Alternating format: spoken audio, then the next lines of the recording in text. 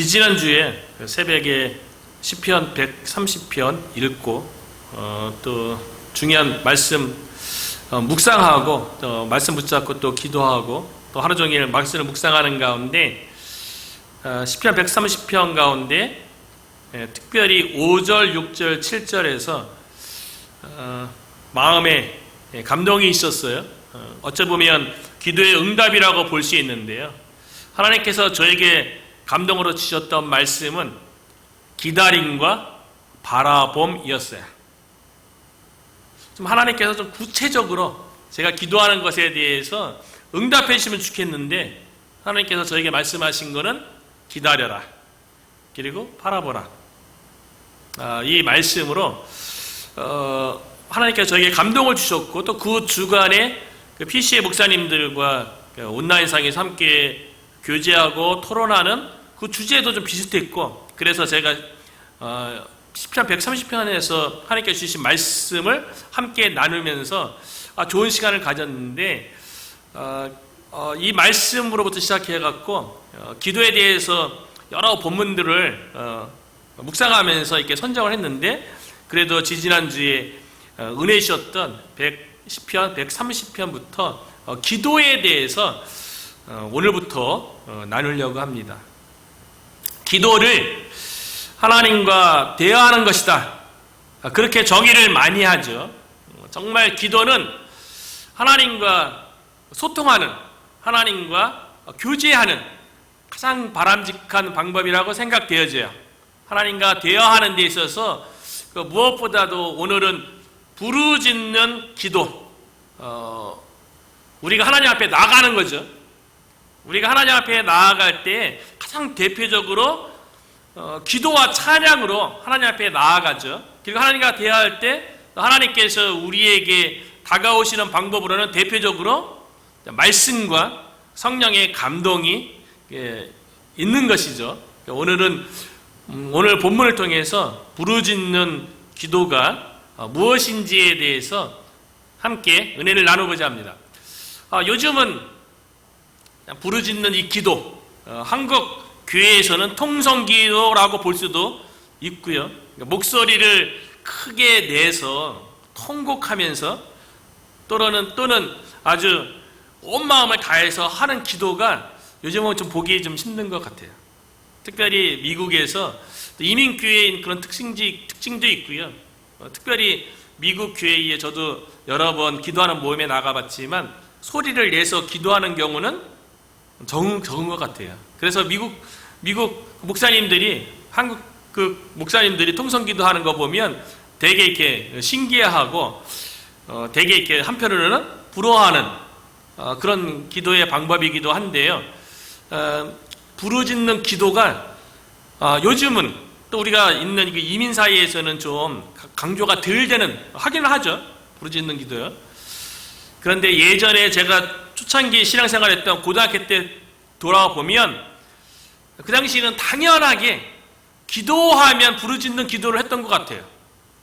지금 되돌아보면 제가 고등학교 때 인격적으로 예수님을 영접하지는 않았지만 그래도 종교심이 있어서 교회는 열심히 다녔거든요. 일요일뿐만 아니라 그 당시에는 제가 다녔던 교회에는 요즘은 뭐 금요 기도회 또는 뭐 금요 기도회도 시간대가 점점 앞으로 당겨졌지만 제가 다녔던 한 30년 훨씬 전이죠. 그 당시에 금요일 날 기도는 금요 기도회가 아니라 철야 기도였어요. 철야 기도회로 한 11시 정도에 모여서 말씀 듣고 그리고 조금 쉬었다가 찬양을 이제 한 30분 정도 하고 기도 들어가면 그 다음 날까지 재작년에 한국에 방문했을 적에 제가 세례받은 그 교회를 방문해서 이제 설교할 기회가 있었거든요. 거기서 이제 고등학교 때 신앙생활 같이 했던 친구들 만났는데 그 친구가 이제 어머니는 권사님이고 아버지는 목사님이고 그 윗대에도 대대로 신앙생활 그 교회를 세우신 분들인데 근데 그 친구가 그 얘기를 하더라고요. 요즘은 예전에는 권사님들이 철야기도 끝나잖아요. 그러면 저 때 1시나 넘어서 끝났거든요. 그럼 이제 저 집으로 돌아오는데 권사님들은 담요 가지고 기도하는 데서 그냥 주무셨어요. 그리고 그 당시에는 그게 철야하면 토요일날 새벽 기도가 없어야 되는데 토요일날 새벽 기도가 있어갖고요. 새벽 기도하고 집으로 돌아가는 게 옛날의 전통이었어요. 근데 제가 3년 전에 나갔을 때 그 어르신들의 그 밤새서 기도하는 그런 좋은 그 풍습이 없어졌다고 그런 얘기를 하더라고요. 아마 시대적인 뭐 기도원 그 문화도 그렇고, 그래서 고등학교 때는 그 철야 이런 교회 가면 기도할 때 기본적으로 뭐 주여 삼창 외치는 거, 그렇지 않다 할지라도 그 부르짖어서 기도하는 게 일반적인 주변의 모습이었던 것 같아요. 그리고 제가 대학 가서 선교단체에 소속되어서 훈련받을 때도 제가 속한 선교단체에서는 기도원이 있었어요. 그래서 충북 청원군 위원면에 기도의 마을이라는 수련의 장소가 있어요. 기도의 마을. 근데 그 수련의 장소 이름이 기도의 마을이에요. 그곳에서 집중 뭐 제자 훈련이라든가 여러 가지 전도 훈련 그런 거를 이제 그곳에 가서 그 기도 훈련을 많이 시켰어요. 그래서 시골 그곳에 가서 그 꼭 저녁 때 실제로 어르신들이 마치 예전에 그 무용담처럼 얘기하는 그 기도의 모습이 있잖아요. 산에 들어가서 나무 붙잡고 뭐 나무가 실제로 그 뽑힐 정도로 기도해야 된다고, 그래 응답된다고. 저 때는 그랬던 것 같아요. 저 때에도 그런 이야기가 있었어요. 그러니까 기도의 마을에 가서 아주 자주 갔던 것 같아요.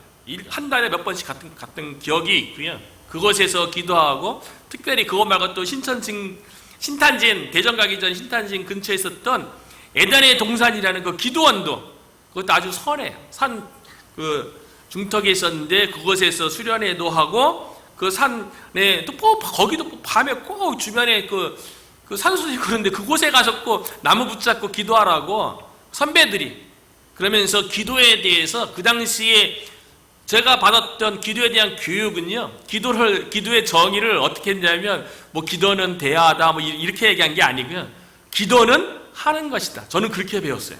기도는 하는 것이다. 뭐 이거 이론도 아니고 교리도 아니고 기도는 무조건 하는 것이다라고, 그 늦게까지 밤기도, 그리고 나무 붙잡고 하는 기도, 통성, 부르짖는 기도를 했던 기억이 있어요. 그 당시를 떠들어보면서 말씀 준비하니까 당연히 말씀뿐만 아니라 이전의 그 생각들을 되돌아보니까요, 이 부르짖는 기도에 대해서 어떤, 오늘날에도 뭐 부르짖는 기도가 있을 수 있겠죠. 근데 저 개인적인 드는 생각은 그 당시에 뭐 주요 삼창뿐만 아니라 그 뭐 통성기도, 늘 저도 뭐 모임 때마다 통성기도하고 막 그렇게 했거든요. 손 붙잡고 기도하고 몸에 손 얹고 기도하고 막 그런 걸 다 했어요. 근데 오늘날과 어떤 차이가 있는가 생각해 보니까, 그 당시의 마음을 한번 되돌아보니까 그 당시에 부르짖는 기도에는 간절함이 있었던 것 같아요. 간절한 마음. 뭘 이렇게 기도한다고, 그 당시에 지금 생각해 보면 그렇게 큰 문제가 아니고 막 그랬던 것 같은데, 하여튼 어떤 기도 제목에 대해서 간절함이 있었던 것 같아요. 그 안에 진심이 있었고요, 그 안에 전심이 있었고, 온 마음으로 막 그냥 부들부들 떨면서 기도했던 그런 게, 뭐 통성으로 기도하고 뭐 주여 삼창 이런 걸 떠나서 그 당시 부르짖는 기도에는 간절한, 저는 부르짖는 기도는 간절한 기도, 또는 절실한, 하나님 아니면 안 됩니다, 이 문제는 하나님 아니면 안 됩니다라고 그 온 마음을 하나님께 쏟는 그런 절박한 절실한 기도가 부르짖는 기도가 아닌가, 그런 생각이 들어요. 오늘 본문에도 보면 시편 130편은 아주 중요한 시편인데요, 이스라엘 백성이 절기가 되면 예루살렘에 가서 성전에서 제사를 드리잖아요. 성전에 나아갈 때 부르는 노래 중에 하나였고요, 성전에 가면 하나님 만나는 거잖아요. 그러니까 하나님 앞에서의 어떤 고백, 이런 게 오늘 본문에 담겨져 있는데요, 오늘 본문에 보면 대표적으로 기도를 어떻게 하라고 되어 있냐면 부르짖으라, 부르짖으라. 실질적으로 시편 130편의 저자가 누구인지는 구체적으로는 알 수 없지만 시편 130편의 저자의 마음속에서, 깊은 마음속에서는요, 어떤 게 있냐면 죄에 대한 어떤 그런 참회하는 마음으로 하나님 앞에 부르짖은 거예요. 죄의 심각성, 죄로 인한 고통, 모든 문제, 모든 어려움이 거슬러 올라가 보면 그 근원은 다 죄 아니겠어요? 그 죄 앞에서 아무것도 못하는 시편 저자가요, 그렇기 때문에 하나님만 바라보게 되는 거예요. 죄 문제에 대해서 어찌할 수 없는 이 시편 저자가요, 자신의 죄에 대해서 하나님 앞에 토로하면서 울부짖는 거예요. 부르짖는 거예요. 그래서 시편 130편은 참회시 가운데 하나인데요, 자신의 죄 문제 가지고 하나님 앞에 1절에 보면 여호와여 내가 깊은 곳에서 주께 부르짖었나이다. 부르짖었나이다. 시편 저자가 부르짖는 기도를 하고 있어요. 좀 전에도 제가 선교단체에서 부르짖는 기도 했다고 했는데요, 그때는 부르짖는 기도를 어떤 성경 말씀 구절 붙잡고 기도했냐면요, 그 예레미야서 33장 3절 너는 내게 부르짖으라 내가 응답하겠고 내가 알지 못하는 크고 은밀한 일을 보이리라. 그 말씀 늘 이렇게 기도할 때마다 그 말씀 붙잡고 그 말씀대로 부르짖으면 하나님께서 응답할 것이고, 내가 직면한 그 어려운 가운데 문제 가운데 나에게는 해답이 없지만 하나님께는 해답이 있어서 그 문제에 대한 크고 은밀한 일을 반드시 보여줄기라고 선배님들도, 믿음의 선배님들 그렇게 가르쳤고 저도 말씀 가운데 그렇게 믿고 기도했는데요, 예레미야 33장에 있는 너는 내게 부르짖으라, 그 부르짖는다는 것도 그렇고 오늘 본문 1절에 있는 부르짖었나이다, 기본 동사는 시브리어로 카라, 그런 의미, 그 카라인데요, 의미가 내게 부르다, 소리치다, 도움을 구하며 부르짖다, 이런 의미를 담고 있어요. 그런데 오늘 본문에서는 부르짖었나이다, 이거는 완료형으로 과거부터 계속 지금까지 기도하고 있는 거예요. 어떤 문제 때문에 시편 저자는 하나님 앞에 아주 간절하게 부르짖는 거죠. 근데 영어 성경은 다양하게 번역을 했더라고요. 시편 130편의 영어 성경을 보니까 I cry to you, Lord 이렇게 번역을 했고요. 그리고 예레미야 33장에서는 call to me, 내게 부르라, call to me로 번역했는데 원문상의 의미는 그냥 부르짖어서 기도하는 거예요. 뭐 때문에 시편 저자는 기도 그렇게 부르짖으면서 울부짖으면서 그것도 한 번 한 게 아니라 지속적으로 어느 시점부터 지금까지 계속 간절하게 기도해 왔는가, 그 문제에 대해서 1절에 보면요, 이렇게 시편 저자가 고백하고 있어요. 여호와여 내가 깊은 곳에서 깊은 곳,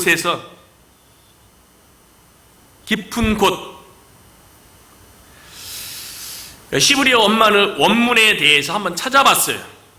깊은 곳, 이런 게 어떤 의미를 가지고 있는가 보니까요, 시브리어 자체는 중요하지 않죠.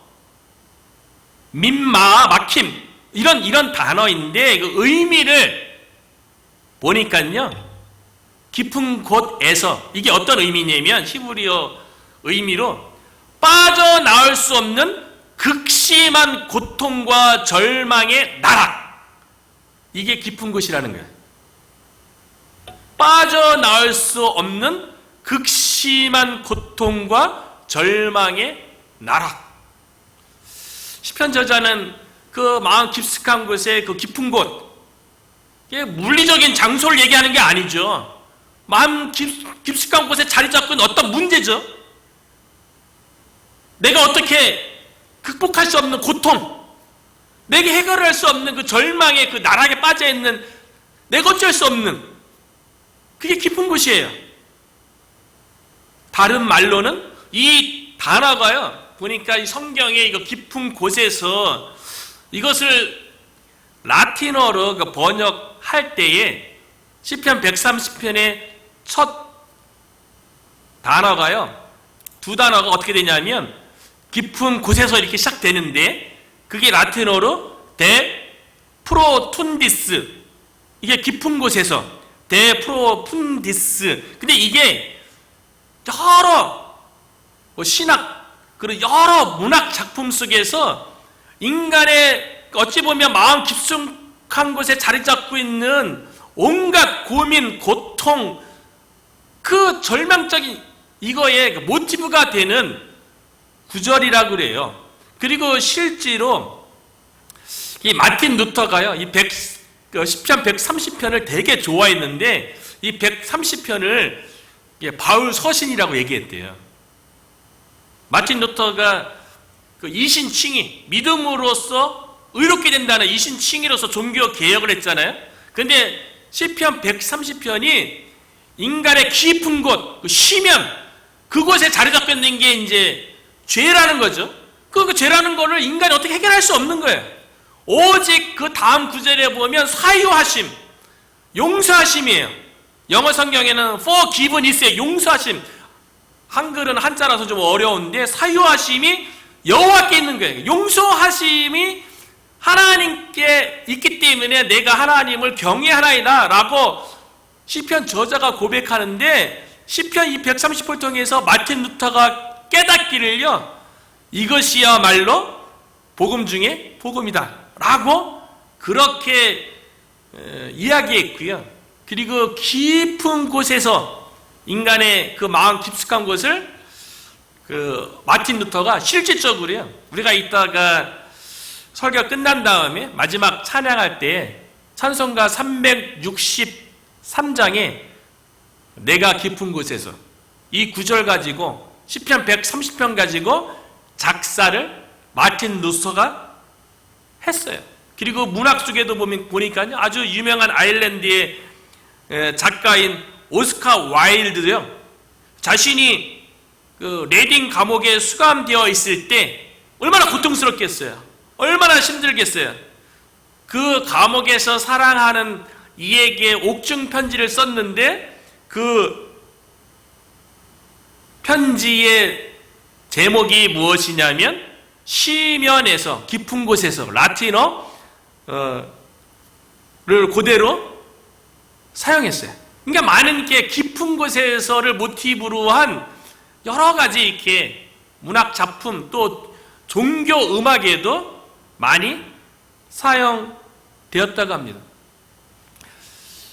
어떤 누구도 나는 마음 깊숙한 곳에 어떤 고통도, 어떤 문제도, 어떤 절망도 없다라고 감히 얘기할 수 있는 인간이 누가 있겠습니까?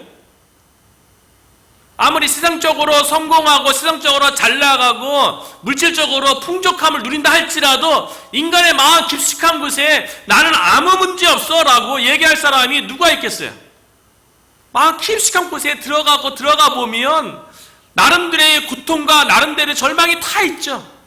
인간은 기본적인 절망 가운데 가장 큰 절망은 뭐예요? 결국 죽는다는 거 아니겠어요?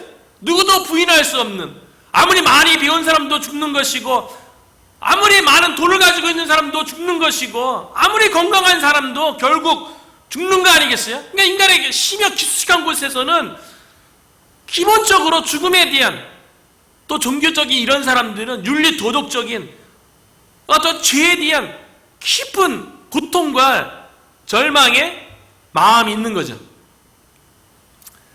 여러분에게는 마음 깊숙한 곳에 시면에 무엇이 있습니까? 남에게 얘기할 수 없는 여러 가지 고통이 있죠. 여러 가지 어려움들이 있죠.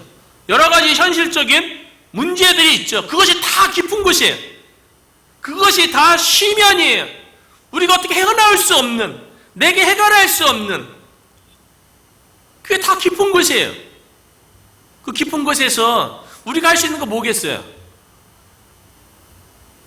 근데 많은 어리석은 자들은, 세상 사람들은 그 깊은 곳, 그 문제를 내가 할 수 있다고 생각하죠. 내가 컨트롤할 수 있고, 내가 해결할 수 있고, 내가 해답을 얻어낼 수 있다고 어리석게 생각하는 거예요. 예수님 믿는다 할지라도 우리의 심연의 문제를 시편 저자처럼 하나님께 가지고 나와서 부르짖는 것이 아니라 때로는 그 심연의 문제 가지고 내가 어떻게든 컨트롤 해보려고, 내가 어떻게든 통제해보려고, 그래서 그 가운데 넘어지는 경우가 얼마나 많습니까? 깊은 곳에서 이 심연의 문제 가지고요, 독일 철학자 우리가 잘 알고 있는 니체가 그런 말을 했다 그래요. 오랫동안 심연을 들여다보면, 심연, 우리의 깊은 곳이죠. 그곳에 있는 고통과 절망 문제죠. 오랫동안 심연을 들여다보면 심연 또한 너를 들여다본다.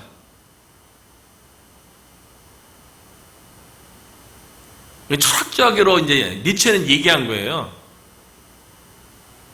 오랫동안 심연을 들여다보면 심연 또한 너를 들여다본다.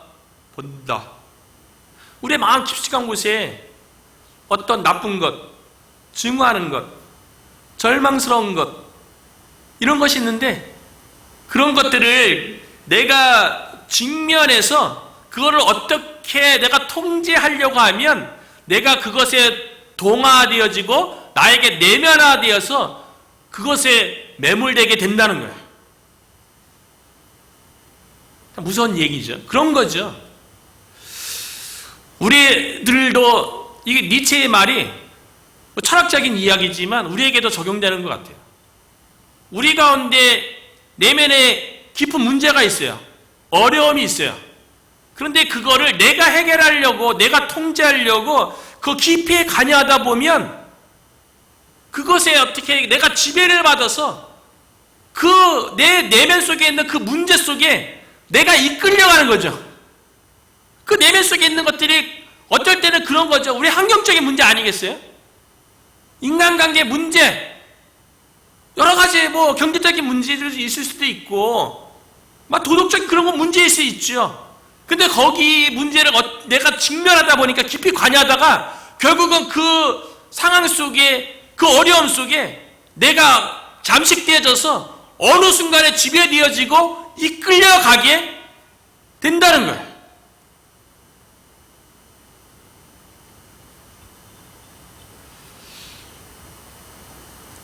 우리의 마음속에 깊숙한 곳에 심연 속에 있는 그 문제 가지고 시편 저자처럼 하나님 앞에 나아가서 부르짖을 수 있는 저와 여러분이 되시기를 주님의 이름으로 축원합니다. 지지난주에 참 이렇게 하나님께서 말씀하시기 위해서 성경 말씀을 통해서 성령의 감동을 주기도 하고 나에게 주어진 그 환경과 여건 속에서도 그 말씀에 대해서 깨닫는 그런 환경을 허락하기도 하잖아요. 그 시편 130편을 새벽에 읽고 묵상했던 그 주간 그 화요일에 서두에도 언급했지만 목사님들과 함께 온라인상으로 토론하는 그런 시간을 가졌는데요. 그때 주제가 이제 그 모임을 위해서 한 목사님께서 이제 늘 그 토론하는 그 아티클과 질문들을 본인이 고민을 해갖고 늘 문제를 만들어요. 그리고 미리 주고 그것을 이제 공부한 다음에 서로 이제 다 이제 목회를 위해서 이제 그거를 준비해 주시는데, 근데 이 목사님이 준비한 그 토론의 내용이 뭐냐면 어떻게 하면 목회자가 자유로워질 수 있는가? 목회자가 자유로워지는 방법에 대해서 이야기하면서 그분이 한 책, 자신의 아들과 함께 책 읽고 토론했던 책이에요. 근데 그 책 제목이 뭐냐면 사실은 그 책을 쓴 사람은 크리스찬이 아니에요. 그 멜 로빈슨이라는 작가거든요. 근데 이 작가가 ADHD를 겪었던 그 여성이에요. 그리고 그와 같이 이제 정신질환 있는 사람들을 돕고 그런 사역을 하는 가운데 이 사람이 어떤 이론을 이야기했냐면 심리학적인 거를 얘기했거든요. 그 이론이 무엇이냐면 Let them theory예요. Let them theory.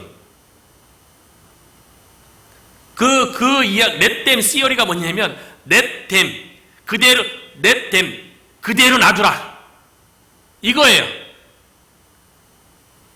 근데 우리가 시면의 문제에 대해서 내가 직면한 여러 가지 고통과 문제들에 대해서 let them을 해야 되는데 사람은 뭔가 통제하고 싶어 한다는 거예요. 그거를 내 생각으로 어떻게 그거를 바꾸려고 한다는 거예요. 그러면 무너진다는 거예요. 그러면 실수한다는 거예요. let them 그대로 놔두는 거는 그대로 놔두고 let me 내가 해야 할 것은 내가 통제 안 되는 것에 대해서 통제하려고 하지 말고, 그러니까 그럴 수 있잖아요. 이분은 이제 내 생각에 안 맞는 것, 누군가가 나한테 말았는데 그거에 대해서 안 맞아.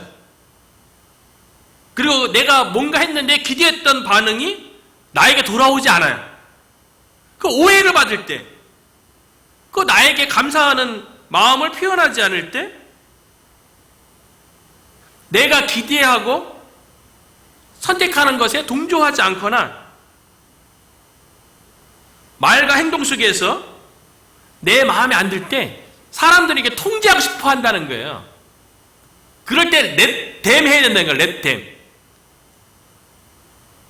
그리고 그거는 내가 상대방의 그런 것에 대해서 내가 말한다고 해서 상대방의 감정이나 이거를 내가 통제가 안 된다는 거예요. 그리고 거기에 집중하다 보면 그 상황과 그 사람에게 내가 끌려가서 내가 감정 소비되고 결국 내가 넘어지게 된다는 거예요. 실패하게 된다는 거예요. 내가 할 일은 let me는 내가 통제할 수 있는 것은 상대방의 그 무엇이 아니라 내 안에 감정, 내 안에 반응, let me 하라는 거예요. 내가 내 스스로의 삶을 통제하면 그거로 인해서 오히려 let them의 문제를 해결할 수 있다는 게 이제 심리학적인 이 여성이 이 책을 써서 더 let them theory를 이 책을 내갔고요. 미국에서만 1,400만 부가 팔렸다 그래요.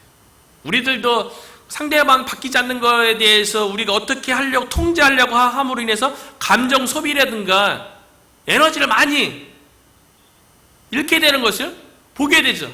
근데 저는 그 며칠 전에 바로 전날이었어요. 시편 130편의 말씀을 통해서 우리 시면 깊은 곳에 있는 그거는 우리의 영역이 아니기 때문에 우리가 어찌 할 수 있는 게 아니에요. 시편 저자처럼 부러지는 거예요. 그리고 렘미 내가 해야 될 것, 우리가 해야 될 것은 5절, 6절, 7절에 있는 것처럼 보니까 기다리라는 거예요.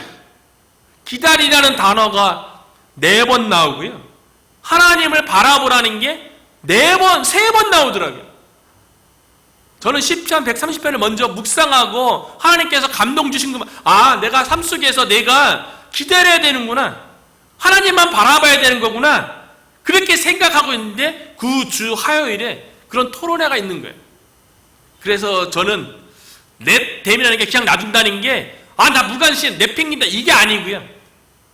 하나님께 맡기고 기다리고 바라보고 하나님께서 일하실 것을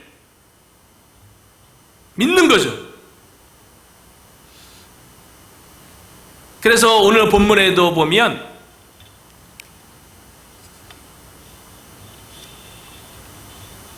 나 곧 내 영혼은 여호와를 기다리며 나는 주의 말씀을 바라는도다. 파수꾼이 아침을 기다림보다 내 영혼이 주를 더 기다리나니 참으로 파수꾼이 아침을 기다림보다 더 하도다.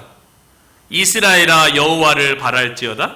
여호와께서는 인자하심과 풍성한 속량이 있음이라. 사하심이 여호와께 있어요. 제 문제 우리가 어떻게 하시는 게 아니잖아요. 그 용서하심은 오직 하나님께만 있는 거예요. 죄로 인한 파생된 모든 고통과 모든 절망의 문제도 그 사유하심, 용서하심, 해결하심이 오직 여호와께만 있는 줄로 믿습니다. 그래서 시편 저자가 기다리는데요. 부르짖는 기도를 제가 서두에서 간절한 기도, 절실한 기도라고 했잖아요. 기다리는데 어떻게 기다린다고 고백하냐면 파수꾼이 아침을 기다림보다 내 영혼이 더 주를 기다리나이다. 내 영혼이 주를 더 기다립니다. 기다리는데요. 파수꾼처럼 기다린대요. 근데 파수꾼처럼 기다린다는 게 어떤 의미인가? 이건 고대에 이스라엘의 성이 있잖아요. 적의 공격으로부터 백성을 보호하기 위해서 성을 쌓으면 성 위에서 파수꾼이 밤새도록 그 추위와 싸우면서 밤에 자야 되는데 파수꾼이 성을 지키기 위해서 깨어있는 거예요. 그 파수꾼이 제일 기다리는 게 뭐겠어요? 아침을 기다리죠. 적은 가장 취약한 밤에 공격하는 거 아니겠어요? 그런데 이 파수꾼이 아침을 기다린다는 것을 그 목사님들은 어떻게 이렇게 설계했는가, 예를 들었는가 보니까요. 몇몇 목사님 보니까 대부분 목사님들은 그 남자들이니까 군대 갔다 온 걸 가지고 파수꾼의 그 기다림보다 내 영혼이 더 주를 기다린다 이거를 군대 경험 가지고 많이 얘기했더라고요. 저도 전방에서 근무 섰으니까 그 겨울 같은 경우는 얼마나 춥습니까? 빨리 밤이 지나기만을 기다리는 그 시간이 빨리 가기만을 바라는 아주 간절한 거죠. 근데 반드시 시간은 지나가잖아요. 반드시 밤은 지나고 아침은 오잖아요. 그러니까 반드시 그 깊은 곳에 있는 이 문제는 하나님의 응답에 의해서 해결될 때가 있는 거예요. 그리고 이거 그 파수꾼이 아침을 기다린다는 거를 그 어느 애틀란타에 목회하시는 목사님은 또 그런 얘기를 했더라고요. 그 목사님은 아버지가 개척교회를 했대요. 인천에서 개척교회를 했는데 상가 2층에 했대요.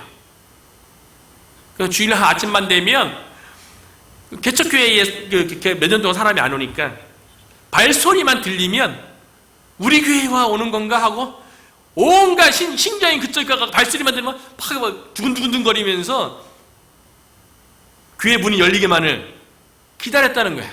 근데 대부분 보면 3층으로 올라갔다는 거예요. 그게 파수꾼이 기다리는 그 마음이 그 아버지의 아들로서 본인도 나중에 개척해서 지금은 큰 대형교회를 하고 있지만 그 성도를 기다리는 그 마음이 마치 이게 파수꾼의 그 마음이 그런 마음이 아닌가 그렇게 썼더라고요. 왜 그렇게 파수꾼이 아침을 기다린 것처럼 기다립니까? 왜 여호와만 바라봐야 됩니까? 그것은 뭐냐면 심연 깊은 데는 그 문제에 대해서 하나님만이 해결할 수 있는데 하나님 여호와 하나님께 뭐가 있냐면 7절을 다시 보면요. 이스라엘아 여호와를 바랄지어다 여호와께서는 인자하심과 풍성한 속량이 있음이라. 인자하심이 무엇입니까? 히브리어로 헤세드 아닙니까? unfailing love, 실패하지 않는 사랑, 변하지 않는 사랑. 신약의 아가페, 무조건적인 그 사랑 아니겠어요? 그 깊은 곳에서 하나님을 바라보고 기도하며 그 가운데서 하나님의 인자하심을 경험하게 된다는 거예요. 그리고 마침내 하나님께 있는 풍성한 속량 어려운 한자죠. 영어 성경에는 뭐라고 되어 있습니까? full redemption이에요. redemption, 구원이에요. 오직 여호와 하나님께만 풍성한 구원이 하나님으로부터만 온다는 거예요.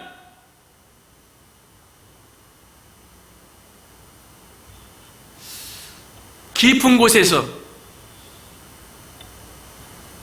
내가 어찌할지 모르는 아무것도 할 수 없는 그 절망의 나락상황 가운데서 부르짖어서 기다리고 여호와를 바라봄으로 하나님의 인자하심과 그 풍성한 속량, 구원하심을 경험한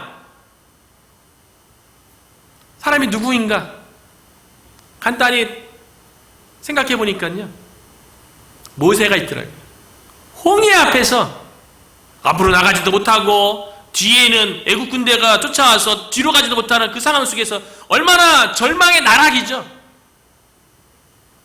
아무것도 할 수 없는 상황이죠. 그 가운데 부르짖어서 여호와의 인자하심과 풍성한 속량을 구원해서 마치 예레미야 33장에 이야기한 것처럼 부르짖으라 내가 응답하였고 내가 알지 못하는 크고 은밀한 일을 보이겠다고 얘기했는데, 그 말씀대로 전혀 예상하지 못했던 홍해를 가르는 그와 같은 풍성한 구원이 임했죠.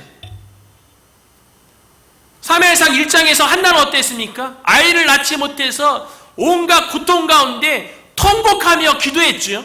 부르짖었죠. 그 가운데 영적으로 암흑기였던 사사시대를 끝내고 왕정시대를 이끌었던 위대한 영적인 지도자, 사사이면서 선지자이면서 동시에 제사장까지 역할을 했던, 세 가지 중요한 역할을 다 했던, 어찌 보면 구약의 유일무이할 수 있다고 볼 수 있는 예수님을 대표하는 인물이라고 볼 수 있는 사무엘을 깊은 곳에서 한나가 기도해서 하나님의 인자하심과 풍성한 속량함으로 위대한 영적 지도자 사무엘을 낳았던 것처럼요, 저와 여러분도 우리의 삶 가운데 깊은 곳 심연이 있다 할지라도, 그것이 내적인 문제든 외적인 문제든 여호와께 부르짖어서 그 간절함과 진실함과 온 마음을 다해서 하나님께 나아가서 하나님의 인자하심과 풍성한 속량, 사유하심을 경험하는 저와 여러분 되시기를 주의 이름으로 축복합니다.